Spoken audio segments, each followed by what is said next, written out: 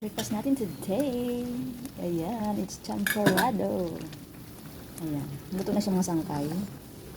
Ang style ko dito ay, yung bigas lang ako, hindi ako gumamit ng malagkit. Pinapalambot ko muna yun. Pag medyo malapit na siyang maluto, saka ako maglalagay ng kokwa. Tapos, lulutuin ko pa ng matagal yan para kumapit ang kokwa sa kanin. Ang gatas ay mamaya na sa bowl pag sinerve na. Ayan mga sangkay. Oh, luto na siya. So, i-off na natin. Ayan. May sugar na rin to. Ang gamit kong sugar ay muscovado. Ayan mga sangkay. Kayo na bahala sa gatas niyo. Thank you for watching. Ayan. Champurado tayo mga sangkay. So, buti hindi na shoot. Lalagyan natin ng gatas. Ano to? Alpine.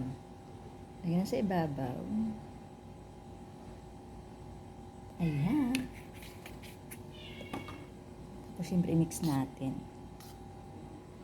Ayan. Charan. Pwede nang kainin.